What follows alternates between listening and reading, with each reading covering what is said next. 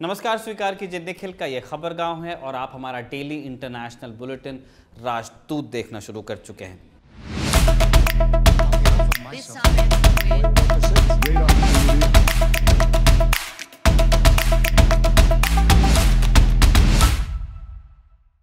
पहले आप ये वीडियो देख लीजिए, उसके बाद हम आगे की कहानी आपको बताते हैं।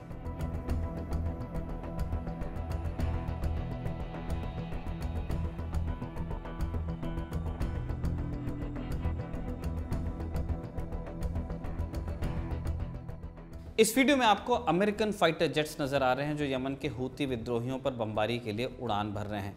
16 मार्च को अमेरिका के राष्ट्रपति डोनाल्ड ट्रंप ने इस हमले का आदेश दिया था। उन्होंने साफ साफ कहा था कि अगर अमेरिकी जहाज़ों पर हमले बंद नहीं होते हैं, उनके शिप्स पर, तो यमन में क़यामत बरसेगी, ऐसी क़यामत जिसकी किसी ने कल्पना भी नहीं की होगी। ट्रंप ने अपने संदेश में ईरान को भी निशाने पर लिया। ईरान हूती विद्रोहियों का सबसे बड़ा बैकर है। वो उन्हें हथियार से लेकर ट्रेनिंग तक मुहैया करा रहा है। हूती विद्रोही ईरान के एक्सिस ऑफ रेजिस्टेंस का ही हिस्सा हैं। ट्रंप ने चेतावनी दी है कि ईरान को तत्काल प्रभाव से हूती विद्रोहियों की मदद बंद कर देनी चाहिए और अगर उनकी बात नहीं मानी जाती है तो अच्छा नहीं होगा। हूती विद्रोहियों ने एज एक्सपेक्टेड ट्रंप की डिमांड को कर दिया है खारिज। ट्रंप की धमकी पर ईरान का रिएक्शन भी आया है। उसने हूतियों को सपोर्ट देने का जो उस पर इल्ज़ाम लगाया जा रहा है, जो ओपन सीक्रेट है, उससे इनकार कर दिया, लेकिन ये ज़रूर कहा कि किसी भी खतरे का करारा और निर्णायक जवाब वो देगा। अगर उस पर अटैक होता है वो जवाब देगा। इस बीच अमेरिकी बमबारी में मरने वालों की संख्या 50 के पार पहुंच चुकी है। इनमें सारे कॉम्बैटेंट्स नहीं हैं, कई बच्चे हैं, महिलाएं भी हैं। हालांकि अमेरिका हूती विद्रोहियों के शीर्ष नेताओं को, टॉप लीडरशिप को ख़त्म करने के इरादे से बम गिरा रहा है, ऐसा उसने कहा है। उसने ये भी कहा है कि मकसद पूरा होने तक वो अटैक करता रहेगा, लेकिन मंजिल इतनी भी आसान नहीं है। हूती विद्रोहियों के लिए जंग उनकी डेली लाइफ का हिस्सा रहा है। वो 2015 से सऊदी अरब के नेतृत्व वाली गठबंधन सेना का सामना कर रहे हैं। अक्टूबर 2023 में शुरू हुई इजराइल हमास जंग में भी उनकी भागीदारी रही है। जंग के दौरान उन्होंने इजराइल पर डायरेक्ट अटैक किया था और साथ ही इजराइल और उसके सहयोगी देशों को जो सप्लाई पहुंचाने वाले जहाज़ थे, चाहे वो एनर्जी के हों, चाहे वो सामान के हों, उनको निशाना भी बनाया था। इसके चलते रेड सी वाला ट्रेड रूट बुरी तरह प्रभावित हो गया था। जहाज़ों को लंबा रास्ता लेने के लिए मजबूर होना पड़ा। पूरा केप घूम के जाते थे अफ्रीका का। रास्ता लंबा होने से शिपिंग का खर्चा बढ़ता है, इंश्योरेंस का खर्चा बढ़ता है, कम समय में ख़राब होने वाली चीज़ों को कहीं भेजना मुश्किल हो जाता है और इससे ग्लोबल सप्लाई चेन में रुकावट आती है और इससे ग्लोबल ट्रेड अब्रप्ट होता है। महंगाई का खतरा पैदा होता है जिसका खामियाजा अंत में आम लोगों को ही भुगतना पड़ता है। इसको रोकने के लिए अमेरिका और उसके सहयोगी देशों ने दिसंबर 2023 में ऑपरेशन प्रॉस्पेरिटी गार्डियन शुरू किया था। बीच में इजरायली फाइटर जेट्स ने भी कई दफ़ा हूती ठिकानों को टारगेट किया, मगर कोई बड़ा नुकसान वो पहुंचा नहीं पाए क्योंकि कोई फ़र्क देखने को मिला नहीं हूती एक्टिविटीज़ में। रेड सी में हूती विद्रोहियों का खतरा पहले की तरह ही बरकरार रहा है। आपने वो ड्रामेटिक विजुअल्स देखे होंगे जिसमें वो हेलीकॉप्टर से आके अटैक करते हैं शिप्स पर। 16 मार्च को डोनाल्ड ट्रंप ने इस टकराव को एक कदम आगे बढ़ाया। वो इसे निर्णायक लड़ाई बता रहे हैं, मगर अमेरिका अभी भी एयर अटैक्स पर निर्भर है। ग्राउंड पर फोर्स उतारने की उम्मीद नहीं के बराबर है। लगता नहीं है कि बूट्स ऑन ग्राउंड जो होते हैं वो यूएस भेजेगा। ऐसे में हूती विद्रोहियों को पूरी तरह ख़त्म करना अभी तो दूर का सौदा ही लगता है। लेकिन ये हूती विद्रोही हैं कौन और वो अमेरिका के लिए इतना बड़ा ख़तरा कैसे बने, इसे समझने के लिए हमको यमन का भूगोल और इतिहास दोनों समझने पड़ेंगे। शुरुआत हम करेंगे भूगोल से। यमन वेस्ट एशिया में बसा हुआ देश है। अरेबियन पेनिनसुला के दक्षिणी छोर पर एक आयताकार नक्शा आपको मिल जाएगा, ये यमन है। इसके उत्तर में सऊदी अरब है, पूरब में ओमान है। यमन का पश्चिमी और दक्षिणी किनारा लगता है समंदर से। दक्षिणी किनारा अरब सागर से और पश्चिमी किनारा रेड सी से, लाल सागर से मिलता है और इसी के मुहाने पर बाब अल मंडाब की खाड़ी है। बाब अल मंडाब दुनिया के कुछ चुनिंदा चोक पॉइंट्स में से है। इसके साउथ में अदन की खाड़ी है जो आगे चलकर अरब सागर में मिल जाती है। वहीं नॉर्थ की तरफ रेड सी से इसकी मुलाकात होती है जो आगे जाकर स्वेज नहर से फिर जुड़ जाता है। इस नहर के जरिए एशिया से यूरोप आने जाने का सबसे छोटा रास्ता मिलता है। इससे एशिया और यूरोप के बीच समुद्री रास्ता कई हजार किलोमीटर और कई हफ्ते कम हो जाता है। इस वजह से यमन की लोकेशन काफ़ी अहम हो जाती है। यहाँ पर पेच ये है कि बाब अल मंडाब और रेड सी से लगा यमन का इलाका हूती रेबल्स के कंट्रोल में है, इसीलिए उन्हें एक एज मिल जाता है। दरअसल यमन में दो सरकारें काम कर रही हैं। पहली सरकार हूती विद्रोहियों की, यमन के तकरीबन 20% इलाके पर इनका कंट्रोल है। आपकी ओशन भी इसमें आ जाता है जो बॉर्डर। उन्हें इंटरनेशनल कम्युनिटी की मान्यता नहीं मिली है। जिस सरकार को मान्यता है स्पेशली वेस्ट की, वो दूसरे देशों पर निर्भर है। उनका हूती विद्रोहियों से 36 का आंकड़ा है। उनके बीच लगातार लड़ाई चल रही है, दोनों एक दूसरे को पीछे धकेलने में लगे हुए हैं और इसके चलते यमन में है सिविल वॉर। इस सिविल वॉर में हज़ारों लोगों की जान जा चुकी है, जबकि लाखों लोग विस्थापित हुए हैं। यूएन ने अपनी रिपोर्ट्स में कई बार कहा है कि यमन सबसे भयानक मानवीय संकट से जूझ रहा है। भूखमरी की हालत है, माँओं के बच्चे होते हैं तो सूखे सूखे होते हैं, वो दूध पीने के बाद भी बड़े हो नहीं पा रहे हैं। इसका मतलब भयंकर अकाल है। अगर तुरंत मदद नहीं मिलती है तो लोगों की जान को खतरा है। मगर चेतावनी के बावजूद कोई ख़ास अंतर देखने को नहीं मिला है अब तक के। ये सिविल वॉर क्यों शुरू हुआ था, अब इस पे आइए। इस सिविल वॉर की चिंगारी 1990s में देखी जा रही थी। उस दौर में ज़ायदी मुस्लिम अपने अधिकारों के लिए विद्रोह करते थे। ज़ायदी शिया मुसलमानों की एक शाखा है, यमन में अल्पसंख्यक हैं, लेकिन एक ज़माना था जब उनका मुल्क पर शासन था। 1962 तक उन्होंने पावर चलाई, फिर उनका तख्ता पलट हुआ। उसके बाद जो अधिकतर लीडर्स हुए इनके, वो छिपकर ही रहे। उसके बाद 1978 का साल आया। यमन में अली अब्दुल्ला सालेह राष्ट्रपति बनते हैं। कुछ ही समय में उनका शासन भ्रष्टाचार, मानवाधिकार उल्लंघन और दमन का प्रतीक बन जाता है और इसका असर ज़ायदी मुसलमानों पर भी पड़ रहा था। 1990 के दशक में उन्होंने इसकी मुखालफत ओपनली शुरू कर दी, क्योंकि माइनॉरिटी में थे, उन्हें से लगा मेजॉरिटी कुचल रही है। उनके विद्रोह का नेतृत्व हुसैन बेदरदीन अल हूती कर रहे थे। जब बात से बात नहीं बनी तो हिंसा शुरू हो गई। इस बीच एक घटना ने पूरी तस्वीर को बदल दिया। सितंबर 2004 में यमन की फ़ौज ने बेदरदीन अल हूती का कत्ल कर दिया और इसके बाद उनके समर्थकों ने आमने सामने की जंग का ऐलान किया। अल हूती के नाम पर इस आंदोलन को, इस विद्रोह को नाम मिला हूती विद्रोह और उनके समर्थक कहलाए हूती विद्रोही, हूती रेबेल्स। हूती विद्रोही सरकार पलटने पर आमादा थे, मगर लड़ाई लंबी खींचती गई तो उन्होंने युद्ध विराम का रास्ता चुना, लेकिन ये शांति लंबे समय तक टिक नहीं पाई।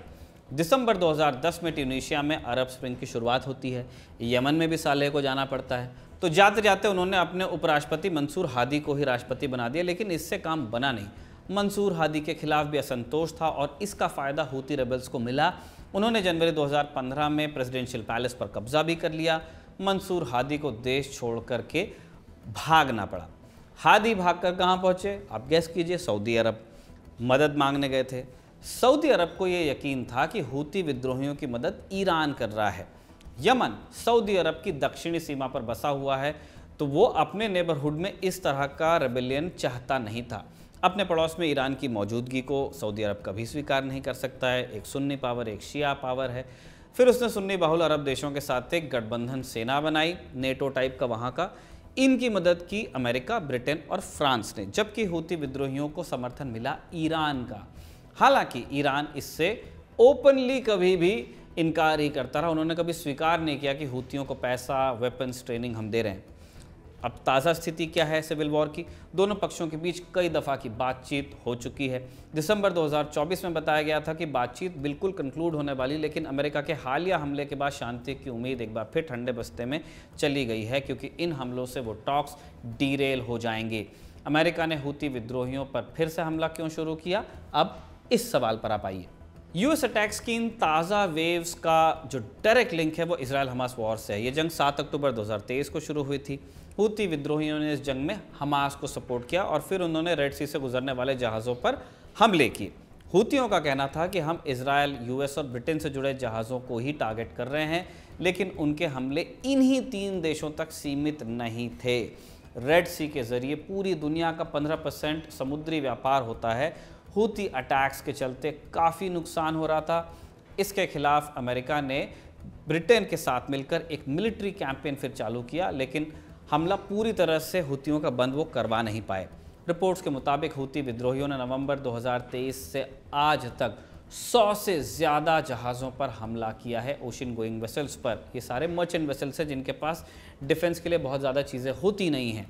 इस बीच जनवरी 2025 में इजरायल और हमास के बीच संघर्ष विराम समझौता होता है। पहले फेज़ में बंधकों और कैदियों की अदला बदली भी हो गई और गाज़ा पट्टी के अंदर राहत सामग्री वाले ट्रक्स को जाने की इजाज़त भी मिली। इस दौरान हूती विद्रोहियों के हमले भी बंद थे। फिर मार्च की शुरुआत में क्या हुआ, पहला फेज़ हो गया समाप्त और इसके तुरंत बाद इजरायल ने गाज़ा पट्टी को फिर से ब्लॉकेड लागू कर दिया उसके इर्द गिर्द। तब हूती विद्रोहियों ने धमकी दी, कहा कि अगर गाज़ा पट्टी की नाकेबंदी बंद नहीं होती है, हटती नहीं है, तो हम रेड सी में अटैक्स दोबारा चालू करेंगे। 12 मार्च को उन्होंने बाकायदा हमला शुरू करने का ऐलान भी कर दिया कि हम रिज्यूम कर रहे हैं अटैक्स। इसी के जवाब में ट्रंप ने हूती विद्रोहियों को निशाना बनाने का हुक्म जारी किया। पिछली 2 रातों से लगातार बमबारी हो रही है और ये ट्रंप 2.0 का सबसे बड़ा मिलिट्री ऑपरेशन है जो अभी तक उन्होंने शुरू किया है। ये ऑपरेशन आने वाले कई दिनों तक हो सकता है, हफ्तों तक चले, क्योंकि दोनों ही पार्टीज हूतीस और यूएस आर या पार के मूड में अभी नज़र आ रहे हैं। क्या यूएस हूती विद्रोहियों को हरा भी सकता है? उनके पास ये फैक्ट है कि यूएस के पास क्षमता तो है, लेकिन विल पावर कितनी है? ज़रूरी सवाल यह है कि वो यमन में किस हद तक के उतरने को तैयार है, कितना इन्वेस्ट करना चाहता है, क्या ग्राउंड फोर्सेस को उतार देगा? अभी इसका कोई संकेत दिखा नहीं है। और वैसे भी ट्रंप एक नई वॉर शुरू करने का क्रेडिट बिल्कुल नहीं लेना चाहेंगे। उनका कहना है कि मैं ये इधर उधर की लड़ाइयाँ ख़त्म करने आया हूँ। जानकार मानते हैं कि ट्रंप का पूरा जोर हवाई हमलों के जरिए दबाव बनाने पर रहेगा, लेकिन इससे किसी एक्चुअल बदलाव की उम्मीद तुरंत नहीं की जानी चाहिए। हूती विद्रोही 2004 से फुल फ्लेजेड वॉर में हैं। 2015 से वो कई देशों की एक गठबंधन सेना का सामना कर रहे हैं, लेकिन उन्हें अभी तक ख़त्म नहीं किया जा सका है। हालांकि मिडल ईस्ट में उलटफेर कभी भी हो सकता है, आप जानते ही अगर आप राजदूत के नियमित दर्शक हैं। हाल के दिनों में हूती विद्रोहियों का हाथ थोड़ा सा तंग हुआ है। जो सबसे बड़ा बैकर है ईरान, उसकी स्थिति कमज़ोर हुई है। सीरिया में आप देखिए बशर अल असद का पतन हो गया है। लेबनान में हिजबुल्लाह को बातचीत करनी पड़ी, समझौता करना पड़ा। सरकार में उनका दबदबा कम हुआ है क्योंकि इजराइल ने बात करने लायक उनको छोड़ा नहीं है। गाज़ा पट्टी में हमास को सीज़ फायर के लिए राज़ी होना पड़ा है। यानी हूती सपोर्टर्स की हालत तो कमज़ोर हुई है। जिस तरह की मदद उन्हें पहले मिल रही थी वो अभी उपलब्ध नहीं है। लेकिन एक तथ्य ये भी है कि वो इस स्थिति का सामना पहले से कर रहे हैं। जिस एरिया में हम भूखमरी की बात आपसे कह रहे थे वो ज़्यादातर हूती कंट्रोल वाले इलाके हैं जहाँ बच्चे सूखे सूखे पैदा हो रहे हैं। इन एनी केस ट्रंप के लिए बम गिराकर अपनी बातें मनवाना आसान भी नहीं होगा, क्योंकि हूतियों को आप उग्रवादियों या लड़ाकों या आतंकवादियों की जो पारंपरिक डेफिनेशन होती है उसमें नहीं बांध सकते। सब कुछ ईरान से आ रहा है ऐसा भी नहीं है। हूतियों के पास ऐसे टैक्टिकल प्लानर्स हैं, ऐसे ऑपरेटर्स हैं जो पहले फ़ौज में रह चुके हैं, प्रॉपर रेगुलर मिलिट्री। वो छापामार युद्ध में माहिर थे, माहिर होते जा रहे हैं टाइम के साथ। ज़मीन के साथ साथ समंदर में भी हमला करना जानते हैं। स्पीड बोट से लेकर हेलीकॉप्टर्स तक ऑपरेट कर रहे हैं और नियमित रूप से इनका इस्तेमाल हमलों में करते हैं, बड़े ड्रामेटिक वीडियोस डालते हैं। सोमालिया का एक समुद्री लुटेरा और एक हूती विद्रोही, उनका जो नेवल फैक्शन है उसमें ज़मीन और आसमान का अंतर है। ये जो हूती हैं वो रेबल से सही लेकिन बहुत प्रोफेशनली लड़ते हैं, इसलिए रेड सी से होकर जाने वाले ट्रेड रूट्स पर उन्हें पूरी तरह से बेअसर करने में ट्रंप को अभी टाइम लगेगा। एक और बात है, इस खेल में यमन और हूती विद्रोहियों से कहीं बड़ा एक प्लेयर है। जानकार मानते हैं कि ट्रंप का असल इरादा कुछ और ही है। वो हूती विद्रोहियों के बहाने ईरान पर निशाना लगा रहे हैं। हूती तेहरान के एक्सेस ऑफ रेजिस्टेंस का आखिरी सुरक्षित किला है। अगर वो किला कमज़ोर होता है तो ईरान को बैकफुट पर धकेला जा सकता है। ये थेरी है। कम से कम अलग थलग पड़ा ईरान यूएस के साथ साथ इजराइल और दूसरे सहयोगी देशों के लिए सबसे अच्छा ईरान है, स्पेशली जो दोस्त यूएस के बैठे हैं मिडल ईस्ट में। यमन का अध्याय अब हम यहीं पे कंक्लूड कर रहे हैं। अब एक बोनस खबर आपको देते हैं, सुनने में मज़ेदार भी है। ये खबर रूस यूक्रेन वॉर से जुड़ी हुई है। डोनाल्ड ट्रंप और व्लादिमीर पुतिन एक बार फिर फ़ोन पर बात करने जा रहे हैं। ये बातचीत 18 मार्च को ये हो जानी है। अभी डिटेल्स नहीं आई, हम आपको वो भी देंगे जब आती हैं। इससे पहले दोनों नेताओं ने 12 फरवरी को बात की थी जिसमें यूक्रेन वॉर को ख़त्म करने पर चर्चा हुई थी।